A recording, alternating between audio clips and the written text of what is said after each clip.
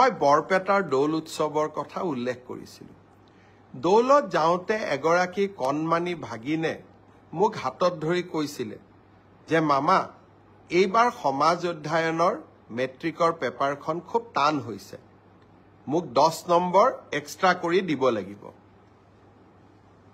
নগাঁৱলৈকে যাওঁতে 16 তাৰিখে নগাঁৱত গৈছিলোঁ, তাতো এগৰাকী ভাগিনে এনেকেই কথা ক'লে, আৰু বৰদোৱাতো আন এগৰাকী ভাগিনে একেই কথা ক'লে যে সমাজ অধ্যয়নৰ পেপাৰখন এইবাৰ মেট্ৰিকত খুব টান হৈছিলে।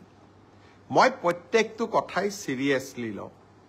গুৱাহাটীত আহি সেবাৰ চেয়াৰমেনক মই সুধিলোঁ যে সমাজ অধ্যয়নৰ পেপাৰখন সঁচাই টান হৈছিল নেকি। সেবাৰ অধ্যক্ষ ডাঙৰীয়াই মোক ক'লে যে প্ৰশ্নখনৰ পেটাৰ্ণ বদলিছে। যোৱা বছৰো প্ৰশ্নখনৰ পেটাৰ্ণ বদলোৱা হৈছিল আৰু এইবাৰো পেটাৰ্ণটো বদলোৱা হৈছে যাতে ছাত্ৰ ছাত্ৰীসকলৰ জেনেৰেল নলেজৰ পৰীক্ষা সেবাই ল'ব পাৰে। ব্যৱস্থাটো আদৰণীয়, কিন্তু যদি মোৰ ভাগিনবিলাকে আকৌ মেট্ৰিকত ফেইল কৰি যায় তেতিয়াহ'লে কেনেকৈ হ'ব? সেইটোতো হ'ব নোৱাৰে।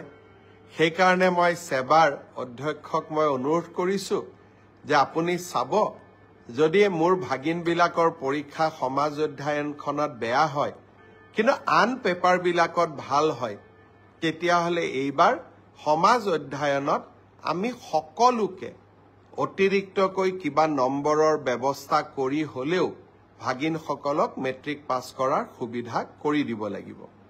তেখেতে মোৰ অনুৰোধক বিবেচনা কৰিম বুলি প্ৰতিশ্ৰুতি দিছে, আৰু সেয়েহে ময়ো ভাগিনসকলক ক'ব খুজিছোঁ যে সমাজ অধ্যয়নৰ কাৰণে আমি আৰু চিন্তা কৰিব নালাগে, সকলোৱে মিলি চেষ্টা কৰিব যাতে আমাৰ পৰীক্ষাটো আমি ভবাৰ দৰে নহ'লেও আমি যাতে কিছু হ'লেও অতিৰিক্ত নম্বৰৰ সুবিধা লাভ কৰিব পাৰোঁ।